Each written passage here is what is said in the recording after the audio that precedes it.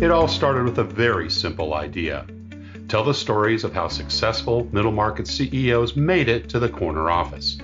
I'm Brant Handley, founder and managing director of Resource Options International, or ROI. We're the USA's premier executive search firm focused exclusively on empowering middle market companies to attract, hire, and retain A players while transforming top executives' careers and lives. ROI's Into the Corner office is dedicated to discovering how middle market CEOs advance their career, and we're making these remarkable and sometimes quite unbelievable stories available to you for the very first time. Listen and learn about the challenges they've overcome, the interesting people they've met along the way, and the lessons learned that steered these executives' unique journey into a middle market corner office of their own. I know you enjoy these CEO stories as much as I've enjoyed recording them. So thank you for listening today. And if you like what you've heard, rate us on iTunes or wherever you get your podcast. I'm looking forward to you joining me on the next great middle market CEO adventure into the corner office.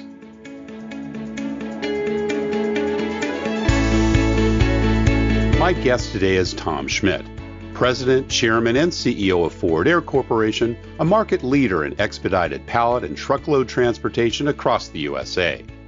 Tom received his MBA as a Baker Scholar from Harvard Business School, as well as a Bachelor of Arts in European Business Administration from Middlesex University. Originally born in Germany, Tom is a USA citizen, but has liked all things America for over 30 years. Tom Schmitt, welcome into the Corner Office. Brant, good to be here. Wonderful to have you here. I hear it's maybe a little bit of a wintry morning there where you're based in Tennessee, but I'm sitting in the sunshine in California, but you don't have to envy me because I love your part of the world. And I know you've made the South home for a number of years, but I know you're not originally from there. So let's start with your early years. Would love to hear a little bit about where you grew up and, what your early family life was like. Yeah, actually, I would say, Brand, I actually am from the South. It just happens to be the south of Germany. That's great. I love it. I was born and raised in a very small town just north of the Lake of Constance, which is the lake between Switzerland, Austria, and Germany. Oh, yeah. Is that considered Bavaria, Tom? Actually, Bavaria would be about 10 miles east of where I'm from. It's Baden-Württemberg. Okay. You would probably know it through the Black Forest and the Cuckoo's Rocks. And beautiful part of the country there. It's wonderful. It's a great place, Brian, to grow up. It's a typical small town 70s, very quiet. And also, frankly, at that time, still a little bit post-World War II generation. Right. So you had it was a very quiet, small town upbringing. Yeah. Brothers and sisters, mom and dad. Tell me a little bit about them. Yeah. So my parents are very down to earth, and I can say this with a lot of pride, very good people. They just had a lot of confidence in my one brother and myself. You guys figure it out. They never went to college. My brother and I did. But they just gave us a lot of just good values, hopefully, and then a lot of confidence on our way. What were their professions? Mom worked at home or outside of the home? Dad? So my dad had a small shop as an optician. He was one of three in our town, and so he did live in capitalism and had competition. And my mom mostly did the books for him. She was a bookkeeper. Okay, awesome. And your brother, younger, older? 1 year older. 1 year older, so pretty close. Yep. What were some of those early life lessons mom and dad gave you growing up in Germany? I think the main thing is, and I saw it with them, you kind of treat everybody with kindness and respect. Like the types of things I get to do and explore today, where you sometimes run into like very, very kind of famous people that are very kind of high up in the social ladder, but then you also have like very, very, very basic, down-to-earth people. My parents would treat every single one of them exactly the same way. If I talk with the janitor and my chairman of the board or so interrupts me, then I tell him, sorry, I'm in a conversation, and turn to the person I'm just talking to. And that's the type of values that they lived, and I just got fortunate to observe. Very respectful. Yeah, I love that. What about other inspirational people? Were there uncles and aunts, grandparents, other folks that had an impact on you during those early days? So obviously in person, yes. I mean, my families, both sides actually, were kind of carbon copies of my parents in terms of values in terms of being down to earth people. Most of them actually never moved more than like 30 miles from our hometown. So very typical European. Yeah. Yeah. So it's very different from. I don't fit in very well that way. But I also had one inspiration, Brand, that kind of got me onto a path that was a bit less local than the rest of my family. So I grew up, as I said, in the 70s, and then you have to imagine that's still post World War II Germany, and people are kind of quiet. You're not very kind of rah-rah. You're not very kind of full of pride, and so because you're still a little bit reserved because obviously of what Germany had done a few decades earlier, which was horrible. And but then I got fortunate. I listened to American Forces Network, AFN, and I listened to Casey Kasem's Top 40. At what age, Tom? I was just becoming a teenager. So, my gosh, so 11, that's 12, great. 13. So it was like the mid 70s, late 70s. And and I always like this whole notion of like, here's 3 ways to do things, or versus perhaps in Germany at the time, here's 3 reasons why something cannot be done. And as you remember, Brand, the Finnish always like keep reaching for the stars. That's right. That's right. But very inspirational. But also stay grounded, right? So he always finished with like keep reaching for the stars and keep your feet on the ground. And I think that's that stuck. I mean, it sounds a bit cheesy, but it stuck with me, and it actually does. It did want me to branch out. It did want me to stretch, and ultimately actually that whole dream of becoming part of this can-do society, of being able to stretch and go to the U.S. started with me listening to Casey Kasem's Top 40. That's great. You got some very early American culturalization, it sounds like, Tom. Yeah, I did. I love it. Were you a good student in school? Yeah, here's the this sounds almost boring, but so I was academically perfect. High school perfect graduation score, first class honors in the UK, Harvard Business School Baker Scholar, which means like top of the class. But that but what that ultimately means is that I probably if I look back right now, I probably spent 10 to 20% too much time with books and 10 to 20% too little time with people. And so I was very book smart, but frankly, if I had studied a bit less and spent a bit more time with other people, I probably would have been just fine or better off. Balance, Were there other things you did? I mean, were you involved in sports, music, theater? So, growing up as a kid in Germany, there's one thing that was kind of mandatory, which was to play soccer. Right, of course. So I was a goalkeeper. I was halfway decent, not great. The only and I blew out my knee. So the only sport I was ever good at was table tennis. And you would probably say ping pong. I like calling it table tennis. And the other thing that really impacted me tremendously was music. I did a lot of tutoring of other kids. I told you I was academically kind of perfect, so I spent all of my free time tutoring other kids.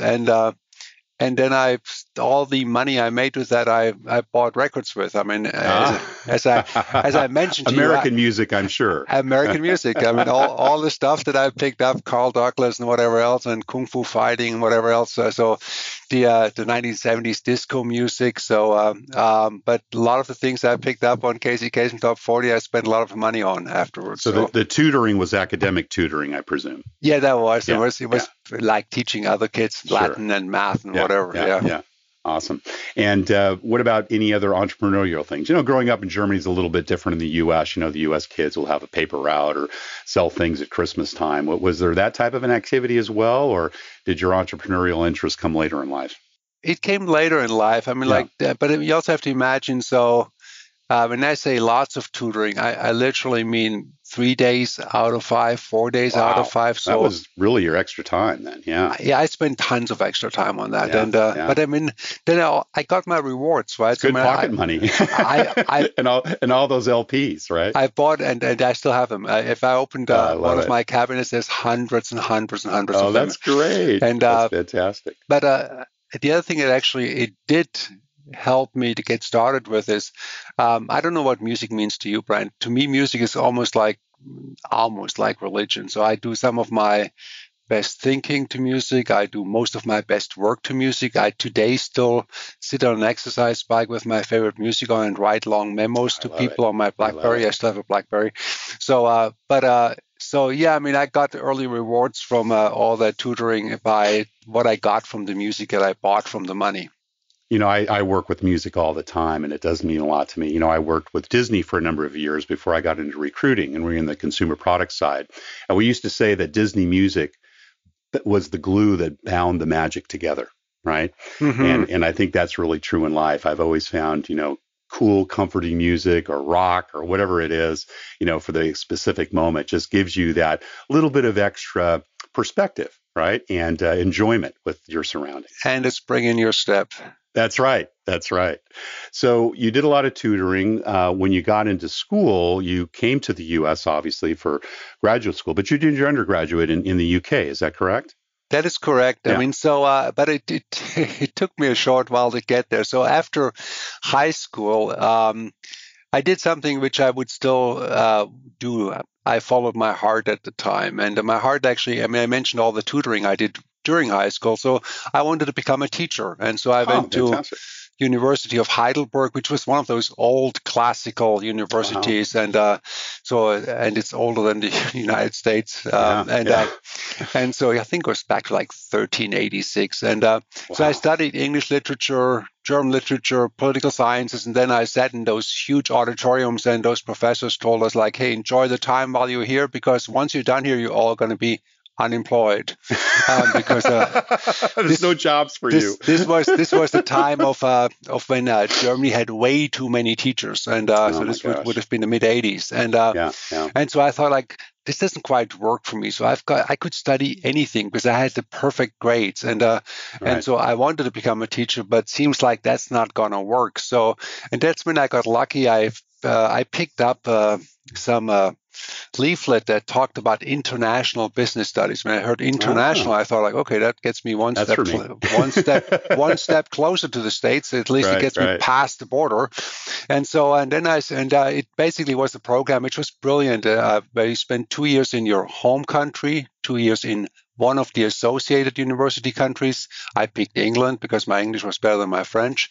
Okay. And then I spent 2 years in Germany, 2 years in London. But in all countries, Germany, Spain, France, England, kids did the same curriculum for 4 years, and then at the end you got. Were you with the same cohort the whole time? Did you move around together? Yep. That's fantastic. So you really got to know them pretty well. Oh yeah, and it was very international, and then you ended up getting 2 degrees. So I got a British degree, I got a German degree, and awesome. To me that sounded. If you had told me after high school study business, I thought, well, that's boring. But then once you say, like, well, but it's international, and you got like a little mini kind of a United Nations in the classroom, and I thought that sounds more like it. And that's what took me to London, right? And that's what took me to, I guess, one step closer to the States, because I ended up working for British Petroleum in London, and my boss's boss was U.S. American, and that's and I took advantage of that. So you went to work before you came over to Harvard. So was that your first job out of college then?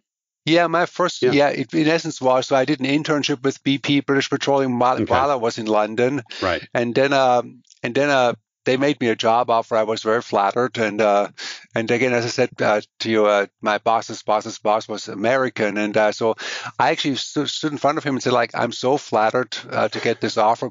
When you go back to the States if I take up this offer, you have to promise me you'll take me with you. Oh my gosh, that was bold. That was, and it worked. It worked. Good for you. Hey, if you don't ask, the answer is no, right? Yeah. No, this is one of those early life lessons, right? So you just need to stretch, and you need to kind of, and to his credit, Hugh Hanna was this gentleman's name. I started with BP right after graduation from Middlesex University in London. And then 3 months after I started, this gentleman who, again, he was like 5 levels up from me, he came into my office and said, like, Tom, I remember when you took this offer, you asked me to take me with you when I went back to the States. I'm going back. The offer still stands. If you want to come along, you come along. And Fantastic. which, by the way, is wonderful, right? Here's somebody who doesn't have to, but Yeah, right. You made an impression. This is It's a somebody very good who lesson. made a commitment and kept Yeah. it. But you made the impression. I mean, you took the risk. You made the statement, and you obviously made that impression that led to that invitation. Fantastic. Well, did you have leadership responsibilities early on then at BP? Because you went straight into them, and you worked for a number of years, right, before you went back for your master's. Or tell me a little bit about that early career path. Yeah, it was a couple of years. It was actually a very short time. However, It was very interesting. So in London, when the few months I was there, I did like the highest level spreadsheets you can imagine, which is lots of math on a computer, which is like how many millions should BP spend in Switzerland versus Australia on upgrading their retail gas stations. Somewhat intellectually challenging, but as obviously a paper pushing job. Then when I went to the States, I got the exact opposite. And that's, Brand, to your point about leadership experience. So they gave me downtown Cleveland retail territory, which threw you right into it. Which means you got 16 gas stations in the middle of downtown Cleveland. Now, Cleveland is not the easiest city. No. You got baptized by fire, as we say. Yeah, so right? I loved it. So I got those 16 stations. I experienced everything, right? So you have to imagine I was 24, and there's these very seasoned retail station managers, and did they report to you? What was that the first time you started managing people? Yeah, they reported to me, and then you have to imagine they look at me like, who's this guy with a German international accent? Kid that shows up that's half my age, right? And has a weird accent, right? So I learned a lot, right? So I learned to if I have to earn the respect of these people, right? It's not the title. It's like, can I make their job a little bit lighter? And and all the stuff What were some of the other leadership lessons? I'm interested about that during those first few years. Yeah, I mean, first of all, the one lesson is, you just really, really have to roll up your sleeves and do something. I mean, there's inventory walking out of my stores. There's a 3 o'clock in the morning call about, your station on East 12th just got robbed. Oh my gosh. And the TV's already there, right? So so one of those lessons clearly is just roll up your sleeves and do your very best, because right now you need it here. So it's a real job. And other lessons, just back to this gentleman who brought me to the US. I mean, no matter whether who you give this commitment to, whether it's a small child or so, or whether it's your boss or so, keep commitments, right? I mean, I will always be grateful that this gentleman made a commitment, remembered, and kept his commitment. Right. So that clearly was something that stuck with me. And I just think the other thing is you always have to add value. Don't rely on your title, right? I was these people's boss, but they could have had their fun with me and just made sure that they couldn't give me the time of day, because ultimately they're needed and I was replaceable, right? So, but when I left BP later on, they took out a billboard at the Cleveland Indians baseball game and said, "Thank you, Tom Schmitt." And and I felt like, hey, they must have felt they recognized it. I did something to make their job a little bit easier, not harder. And I love it. But I think earning the respect of people, making sure you add value, you actually don't just have a title. There's a lot of kind of this down earth, and the other thing, frankly, is whether you are. I was there only for about a year running these gas stations. Whether you are somewhere for a day, a year, or a lifetime, I always, and this is something that stuck with me from kind of making a small difference in support of these station managers, leave a place better than you found it. I felt in a small way, I left this place better than I found it. That's so important. Yeah, make that impression. With regards to previous bosses, I'm sure you've had some good ones and perhaps some not so good ones as well. Were there any lessons from the latter? And you don't need to name any names, but things that you maybe observed and you said, gosh, I'm going to really do things differently. Do you remember any of those? The one thing I should say is, I was very, very fortunate. When you said there's some good ones and some not so good ones, the good ones in my mind, and I can say at least a couple of names in companies like McKinsey, BP, FedEx. I mean, I was very, very fortunate that there was a lot of strong kind of support culture. These bosses did everything possible to make me successful, right? So gave me the right tools, gave me the right skills, gave me a lot of confidence, like my parents did on my way, made sure that I was set up to succeed, not set up to fail. They really poured into you, it sounds like. And also always with a kind of what I call a people first culture. At FedEx, we always said like people, service, profit in that sequence. Take care of your own people who then will go above and beyond to provide exceptional service, which then ultimately will result in profits. People, service, profit, always in that priority order. And so that stuck with me. Now, to your point, Brand, about not so good. I won't name names. There's two that stand out that where I say like, please let me also. I mean, this is also the good thing. Like when you're fortunate to take life lessons and you're fine, you're in a good space. I'm in a very good space, very fortunate that way. Then also take the lessons from those tough experiences. Like one is when you're in the surprise business, that's not a good thing. We're in all sorts of different businesses, but we should not be in the surprise business. Like when I was leading a company and I was giving my best, I was looking to support those around me, and I felt I had the support also from my bosses.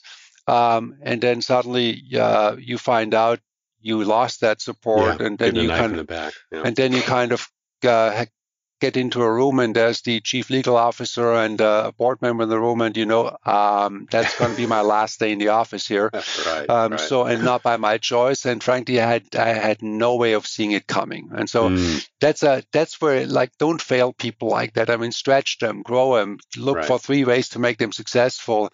Don't be in the surprise business. And I was part of the surprise business. So the other one is I think also you can look at the same person and you can look at what can I possibly do to make this person all they can be versus focusing in on their shortcomings. So one of my early bosses at McKinsey, actually, which overall was a great apprenticeship, but he you're not intellectually curious enough. Well, at the time, I didn't even know what intellectually curious enough was. I was certainly not dumb. I mean, I'd mentioned to you before, obviously not. mentioned to you before. I aced everything I could possibly ace when it came to Booksmart. So, but there's no point of kind of making someone less than what they are or could be. I mean, you stretch them, right? So, you still give straight talk. You still tell them what it is, but telling someone you're not intellectually curious enough, well, I mean, it's kind of what do I do about that? Yeah, right. So, How do you build on that? Yeah. That's difficult. Well, you're obviously been very successful in your career, worked for some terrific companies. You mentioned a couple of them, McKinsey, FedEx, of course. And, now, of course, CEO and president, and recently named chairman. Congratulations on that, on Forward Air, Nasdaq-listed company, growing, very profitable. We spoke a week or so ago about how that company's proceeded. But this is your first CEO job. And I guess a couple of questions on that. Did you expect and kind of have your eyes on that early along, or did you just kind of, enjoy the journey as you went along in your career with all these terrific companies before coming to Forward Air? Yeah, so this is also one where I think just you should, and you mentioned the enjoying the journey versus kind of having the destination in mind. I'm not sure whether it's an and or an or, like you should always look at this and have the destination in mind, or you should enjoy the ride. So perhaps you should be doing both. I always had, when I thought about the leading and about stretching myself, I always thought it would be just absolutely awesome. It goes back to my early dreams about being kind of stretching myself, being in the States and just being part of this can-do attitude and kind of living my dream there.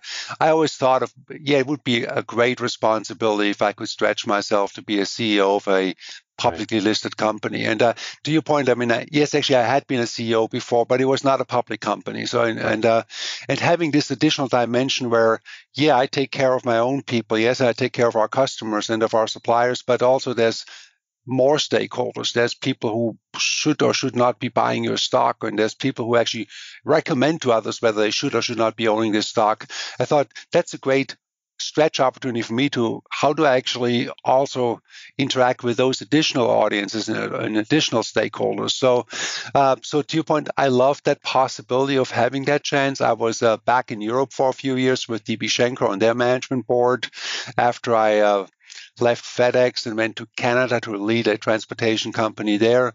4 years ago, I went to Europe and was part of a large transportation company based in Germany called DB Schenker. And I went partially back because it was an awesome job possibility and opportunity of being part of a big global company again. I also went back because, frankly, my parents are still back there, and this was another opportunity for me to go back home. Right. And my wife and I talked about it, said like, hey, if you go back for a few more years, now's a good time. So I did. But while I was there for more than 3 years, it was very clear to me, ultimately, I would go back home, and home being in this case to North America, where I chose to go to. I'm a proud U.S. citizen. I've been here for 3 decades. Yeah. We just, as a company forward there, we tag teamed now with veterans for kind of honoring those that keep us safe here. So there's a lot of goodness in this country, and this country gave me so much opportunity. So this is home for me. So I knew I would want to come back to North America. I knew I had spent 20 plus years in the logistics and transportation space, and I kind of had a sense of how to profitably grow teams, whether it was at FedEx or whether it was at Purelate or whether it was at Schenker in Germany. So, and I'm also fairly well connected. I like interacting with people. I mean, I learned my lesson from what I mentioned before, where if I could do it over again in college or in graduate school, spend 20% less time with books and 20% more time with people. A little more of the journey. So I'm doing that now because I kind of, perhaps I'm now intellectually curious enough to actually pick up on things. And so I actually say like, okay, let me spend more time with people. So I connect a lot of people. So there were people in recruiting networks, some of your peers, Brandon, in the recruiting world, who knew if there was a profitable growth opportunity for a logistics company somewhere in North America that was looking for a leader, that I would be raising my hand to like, check me out and at least give me a chance to compete for that. And so that's what happened. So a year and a half ago, I got a chance to compete for this awesome role here at Forward Air. And then this became my new professional home, and hopefully for many years. Well, you got your grounding in logistics with FedEx. Now, were they a McKinsey client? Is that how you got wrangled in there, or was that also a recruiting placement? Yeah, quite the opposite. It was so when I was at McKinsey, actually, so I'm based here now. You mentioned Tennessee-based company. Forward Air is a proud Tennessee-based company. However, our support team here, including myself, we're in Atlanta. So, I was actually, this is my second time in Atlanta. I was here in the 90s after graduate school in Boston for 5 years with McKinsey. And it just happens to be I got into the transportation practice. So many of my clients were large transportation companies. And that's how a recruiter who recruited at that point for FedEx found me. Somebody who knows problem solving, but also knows the industry, at least as a consultant in my case. So that's how FedEx found me. Fantastic. Well, you've had a terrific career, and you were at FedEx in the early days, the really high growth days too, right? Kind of 99 through the first decade or so of the century. Yeah, so it was cool. I mean, because I got involved with FedEx just when FedEx became more than FedEx Express. They bought RPS, a ground company, freight companies, freight forwarding companies, and then Fred Smith. I mean, I was very fortunate. He asked me like, "Hey, can you put a sales support organization together that actually spans across all these different operating companies?" And so I got a great opportunity early on, and was very grateful for that. And ultimately, actually, even got to write a book about some of my management leadership experiences that Fred Smith actually wrote a foreword for. So that's great. What's the name of the book? Simple Solutions. I wrote it with a good friend of mine called Arnold Pearl, and it's actually also a reflection of my own journey, Brand. So I was born probably very much left brain, like very German, very nerdy, very boring, very kind of analytical. And then especially also in Memphis, with getting involved with the Chamber of Commerce, looking to make a difference in a community that that needed someone actually to roll up their sleeves and kind of get engaged. And I became Chamber of Commerce board chair, and they changed the bylaws so I could do it longer. And then I got involved with the ballet there, and I'm still sponsoring a dancer at the ballet in Memphis. And the leader of the ballet is a good friend of mine. Yeah. And that these people taught me that, yeah, it's great to be left-brained and to be analytical, but there's also something about the long and winding road. There's also something about passion and about kind of emotions. And the book Simple Solutions is about, hey, can you tap into your left side of your brain and also into your right side of your brain? And then that way you actually tap into all of it, and chances are you're actually going to be more successful and you'll have more fun on the way. So, and that's what make sure you send us a link for the book. I want for our audience to be able to access that. So we'll put that in the bio. So those of you that are listening, if you want to know more about Tom's book, please read the bio on the bio page, and we'll create a link to where that can be viewed and purchased. Tell me a little bit about how your leadership style has evolved, Tom, over time. Yeah, so I mean, I think the basis of that would be what I just mentioned. I mean, there's probably that balance from analytically focused, which I will always keep, because that's an and, not an or. I mean, it's not like, let's not tap into this 50% of your brain, let's tap into that 50. No, why don't you tap into 50 plus 50, right? Instead of these versus those. So that certainly one piece is like, let's make sure there's some passion, there's some purpose in addition to the analytics and the math. The other thing is in terms of I guess when you talk about leadership styles, early on, you're closer to things. You tend to be, I certainly, with all of the McKinsey background, you kind of become very directive, micromanaging to some extent. I was told that I micromanaged people.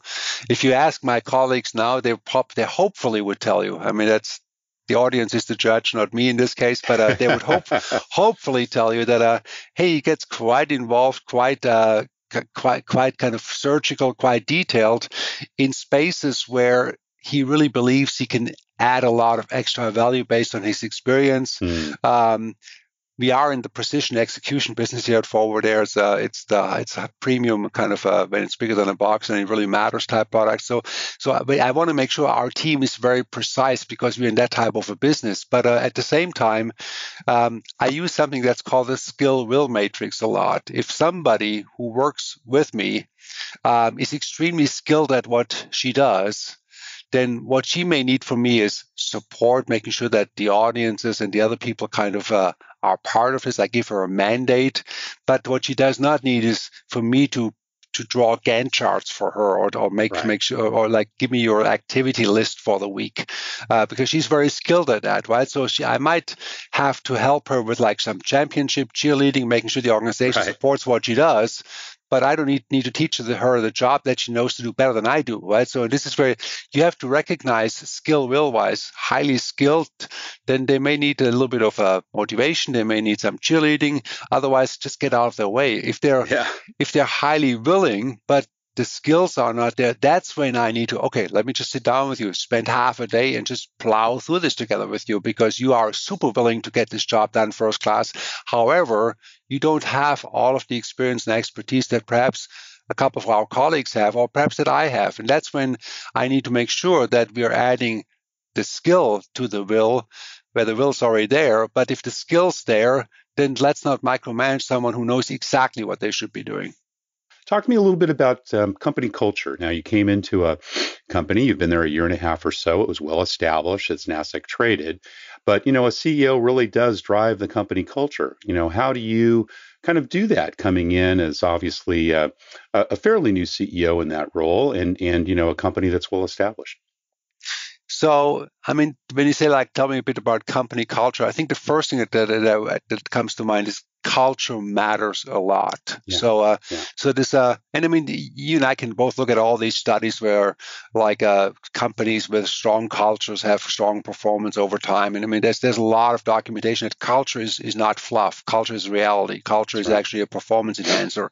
So, so culture matters, and the right culture matters a ton. And frankly, I mean, people look at leaders and look at the guy or lady at the very top, like, what type of culture does this person actually want to put in place here? And so for me, it's what's a big deal is most of us here, whether it's Forward Air or whether it's your company, Brand, we spend most of our waking hours during weekdays either at our work or going to our job or going home from our job. But this is mostly what we spend our waking hours with. So we better make it count. When I say better make it count, performance matters, but there's got to be a bit more than just performance. I mean, there's all these books written about not just the what and the how, but also the why.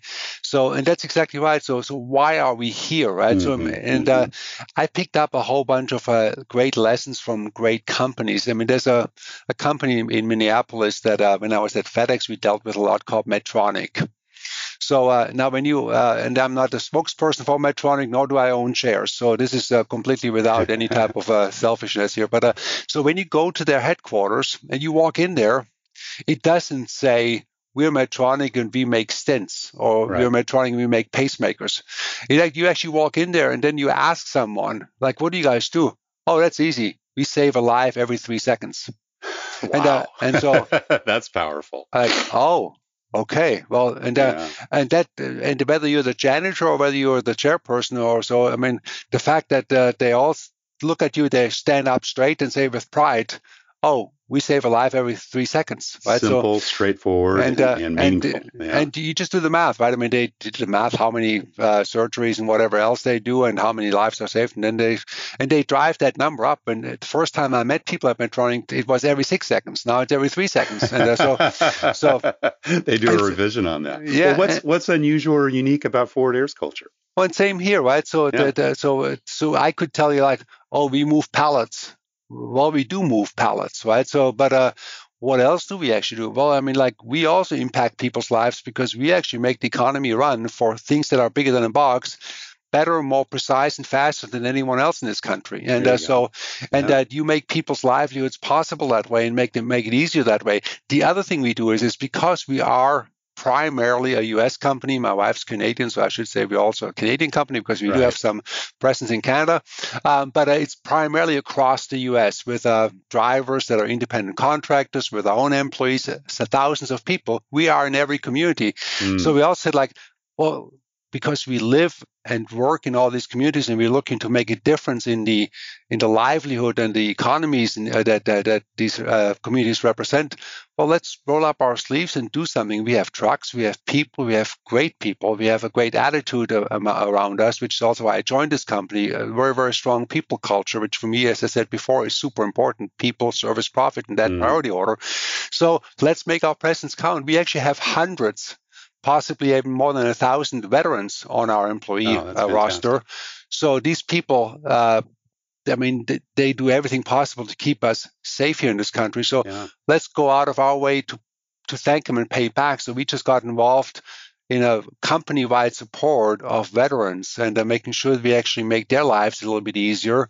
Again, because we have hundreds of them on our roster, and because, I mean, we are surrounded by people who take care of us and our safety. So, how many total employees at Forward Air now? So we have about 8,500 people, but some of them are independent contracts. They're not our employees, but about truckers and so forth. 5,500 our own employees. Fantastic. Well, we're just about out of time, but we do have a couple other questions, and talking specifically about employees. Tom, what do you look for when you're making bets on the people you invest in and hire? The first thing is always this is the whole notion about will and skill, right? So I always hire for, but it's not the same. So I always hire for will.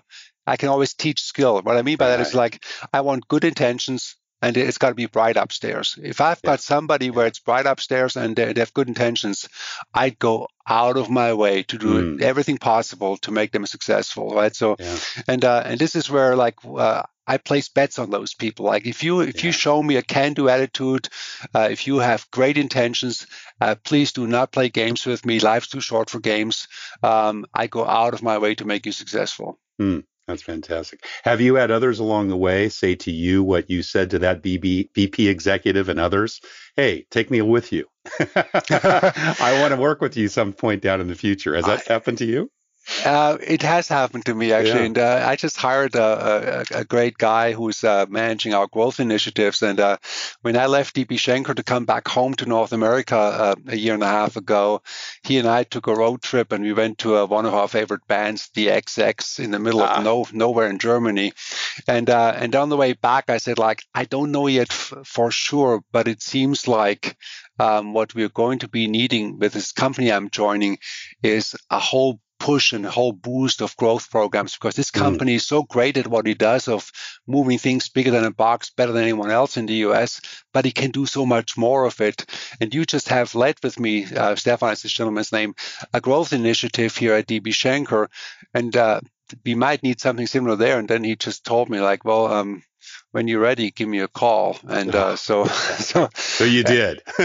So I did, and he's here now. So I love it. I love it. But and again, the main thing is whether it's a journey or something for a day or for a year or for a lifetime. Is he left that place better than he found it, and I hope that that's something where the people, when you talk about people and placing bets on people and what type of people I'm looking for, it's people with that type of can-do attitude, but also people who ultimately always have the intention of leaving a place better than they found it. Yeah, fantastic. Well, last question, Tom, and we ask all our CEO guests this.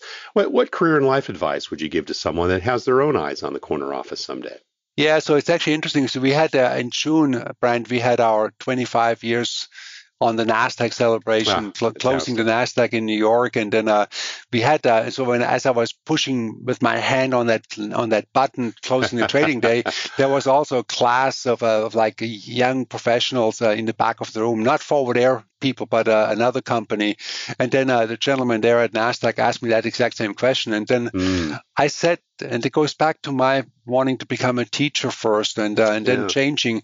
I said, like, this one for me is simple. I mean, you follow your head and your heart, but you start with your passion, your heart. You got to have your heart in it. You use your head as a filter or as a qualifier. In my case, I started with the heart and the passion. I wanted to become a teacher. After about 9 months, when the professor told me, like, have fun while you're here, but you're all going to be unemployed afterwards.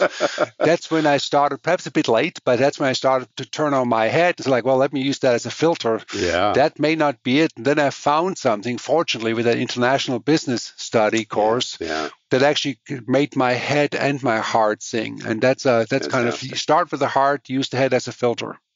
Fantastic, Tom. Well, Tom Schmitt, CEO, President, and Chairman of Forward Air, thank you so very much for sharing your journey into the corner office. Brant, thank you so much for having me. Thank you for listening to Into the Corner Office with Brant Hanley. We hope you enjoyed hearing our guest CEO story as much as we did. If you want to hear more CEOs reveal their journey into the corner office, please subscribe via iTunes and tell your friends and colleagues. For more information about Brant, Resource Options International, and the mighty middle market, visit www.goforroi.com. We look forward to having you join us for our next episode.